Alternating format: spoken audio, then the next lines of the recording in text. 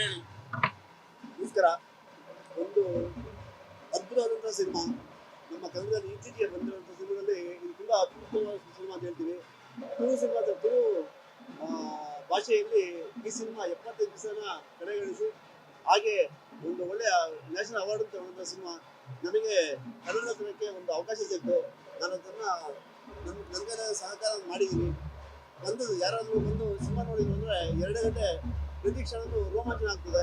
ನಮ್ಮ ನೆಲದ ಒಂದು ಕಥೆಯನ್ನ, ಪ್ರತಿ ಊರಿನ ಒಂದೊಂದು ವ್ಯವಸ್ಥೆಯನ್ನ ಎತ್ತಿ ಹಿಡಿಯುವಂತಹ ಸಿನಿಮಾ ಇದು. ದಯಮಾಡಿ ಎಲ್ಲರೂ ಬಂದು ಈ ಸಿನಿಮಾವನ್ನು ನೋಡಿ ಎಲ್ಲ ಯುವಕರನ್ನ, ಈ ಹೊಸವರೆಲ್ಲರನ್ನ ಗೆಲ್ತಿ ಅಂತ ಹೇಳ್ಕೊಳ್ತೇನೆ. ಜೈ ಹಿಂದ್, ಜೈ ಭಾರತ್ ಮಾತೆ.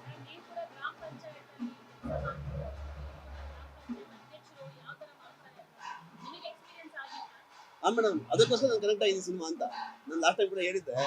ಈ ವ್ಯವಸ್ಥೆ ಇದೆಯಲ್ವಾ, ವ್ಯವಸ್ಥೆಯಲ್ಲಿ ಯಾವ ಒಬ್ಬ ಈ ದಸ್ಕತ್ ಹಾಕಂತ ವ್ಯಕ್ತಿ ವ್ಯತ್ಯಾಸ ಮಾಡಿದ ಅಂದಾಗ ಅಲ್ಲಿ ಇರೋಂತಹ ಜನ ಯಾವ ತರಹದ ಸಮಸ್ಯೆಗಳು ಎದುರಿಸ್ತಾರೆ ಅನ್ನೋ ವಿಷಯನ ಇವ್ರು ಸವಿಸ್ತಾರವಾಗಿ ಹೇಳಿದ್ದಾರೆ. ಅದಕ್ಕೆ ನಾನು ಕನೆಕ್ಟ್ ಆಗಿತ್ತು.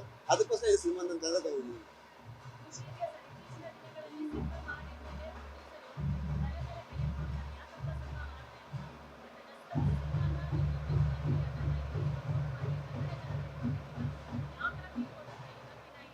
ಮೇಡಮ್, ಇವತ್ತು ಮೊದಲನೇ ಇದನ್ನು ನೋಡಿದ್ವಿ ಇವತ್ತು ನಾವು. ನನಗೆ ತುಂಬಾ ಖುಷಿ ಆಯ್ತು. ಈಗ ಇದು ಸಂತೋಷ್ ಥಿಯೇಟ್ರು, ತುಂಬಾ ದೊಡ್ಡ ಥಿಯೇಟ್ರು. ಇಷ್ಟು ಜನ ಬರ್ತಾರೆ ನಾವು ಎಕ್ಸ್ಪೆಕ್ಟ್ ಮಾಡಿದ್ದಿಲ್ಲ. ಬಟ್ ಆದ್ರೆ ಇಷ್ಟೊಂದು ಜನ ಬಂದು ನಮ್ಮ ಸಿನಿಮಾಗೆ ಸಪೋರ್ಟ್ ಮಾಡ್ತಿರೋದಕ್ಕೆ ತುಂಬಾ ಖುಷಿ ಆಗ್ತದೆ. ನಾವು ಗೆಲ್ತೀವಿ ಅನ್ನೋ ಹೋಪ್ ನಮ್ಗೆ ಇವಾಗಲೂ ಇದೆ. ಇಲ್ಲ, ದೊಡ್ಡ ಮಾತು ಆ ತರ ನನ್ಗೆ ಗೊತ್ತಿಲ್ಲ. ಇದೊಂದು ಹೊಸ ಎಕ್ಸ್ಪೀರಿಯನ್ಸ್ ನನಗೆ. ಈ ರೀತಿ ರಿವ್ಯೂ ಬರ್ತಾ ಇರೋದು, ಈ ರೀತಿ ಮಾತುಗಳು ಕೇಳ್ತಾ ಇರೋದು, ದೊಡ್ಡ ದೊಡ್ಡ ಮಾತುಗಳನ್ನ ಕೇಳ್ತಾ ಇದೀವಿ. ನಾವು ಚಿಕ್ಕ ಹಳ್ಳಿಯಿಂದ ಬಂದಿದ್ದೀವಿ. ಏನೋ ದೊಡ್ಡ ಕನಸು ಇಟ್ಕೊಂಡು ನಮ್ಮನ್ನೆಲ್ಲ ಒಟ್ಟು ಮಾಡಿಸಿ ತಗೊಂಡು ಬಂದಿದ್ದಾರೆ. ಈ ರೀತಿ ರಿವ್ಯೂ ಬರ್ತಾ ಇದೆ. ಈ ರೀತಿ ಒಂದು ಈ ಮಾಯಾ ನಗರಿಯಲ್ಲಿ ಈ ರೀತಿ ಒಂದು ರಿವ್ಯೂ ನಾನು ಕನಸಲ್ಲಿ ಯೋಚನೆ ಮಾಡಿರ್ಲಿಲ್ಲ.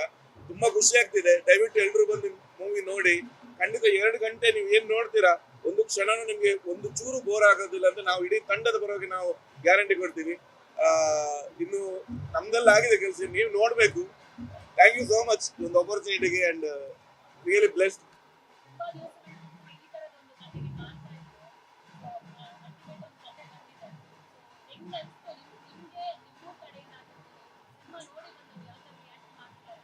ಸೊ ಸಿನಿಮಾ ಅನ್ನೋದೊಂದು ಸ್ಕ್ರೀನ್ ಪ್ಲೇ ಕತೆ. ಜಗತ್ತಲ್ಲಿ ಇರೋದು 7 ಕತೆ ಅಂತ ಹೇಳ್ತೀವಿ. ಸ್ಕ್ರೀನ್ ಪ್ಲೇ ಮೇಲೆ ಡಿಪೆಂಡ್ ಆಗುತ್ತೆ, ಆಕ್ಟಿಂಗ್ ಮೇಲೆ ಡಿಪೆಂಡ್ ಆಗುತ್ತೆ ಅಂತ.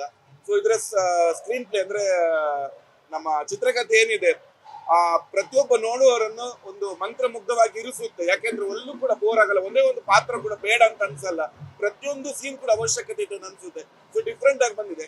ಅಂಡ್ ಈ ಟೈಟಲ್ ಹೇಳೋ ಪ್ರಕಾರ ದಸ್ಕತ್ ಅಂದ್ರೆ ಸಹಿ ಅನ್ನೋದು ಒಬ್ಬೊಬ್ಬರ ಮನಸ್ಸಿಂದ ಒಂದೊಂದು ರೀತಿಯ ಆನ್ಸರ್ ಬರುತ್ತೆ. ಈಗ ನಾನು ಹೇಳೋದಂತಾದ್ರೆ, ಪ್ರತಿಯೊಬ್ಬರದು ಮನಸ್ಸು ಒಂದು ವಿಷಯವನ್ನು ಅವಲೋಕಿಸೋದು ಬೇರೆ ಬೇರೆ ಆಗ್ತಿರುತ್ತೆ.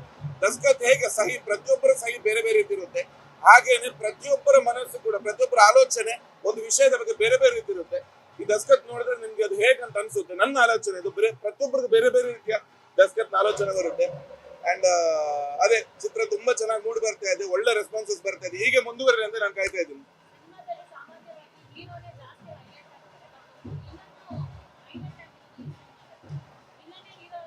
ಇಲ್ಲಿ ಆಕ್ಚುಲಿ ನಾನು ಇನ್ನೊಂದು ಹೇಳ್ಬೇಕಂದ್ರೆ, ಇಲ್ಲಿ ಹೀರೋ ಅದು ಇದೆ. ಬಟ್ ಇಲ್ಲಿ ಆಕ್ಚುಲಿ ಇರೋದು ಕಥೆನೇ ಹೀರೋ ಆಗಿರೋದು, ಕತೆ ಮೂಲವಾಗಿರೋದು. ಆ ಕಥೆಯಲ್ಲಿ ನಾವು ಬರೋ ಪಾತ್ರಗಳು, ಅದನ್ನ ಆ ಪಾತ್ರಕ್ಕೆ ಸನ್ನಿವೇಶಕ್ಕೆ ತಕ್ಕಾಗಿ ನಾನು ನೆಗೆಟಿವ್ ಆಗಿ ಕಾಣ್ತೀನಿ, ಇವ್ರು ಹೀರೋ ಆಗಿ ಕಾಣ್ತಾರೆ. ಹೀರೋ ಅಂದ್ರೆ ಅದು ಪಾತ್ರಗಳು ಬೇರೆ ಬೇರೆ ಪಾತ್ರ. ಇದೊಂದು ಕಥೆನೇ ಇದ್ರಲ್ಲಿ ಹೀರೋ ಆಗಿರೋದು, ಪ್ರಮುಖವಾಗಿರೋದು ಕತೆ ಹೀರೋ ಆಗಿರೋದು. Thank you sir.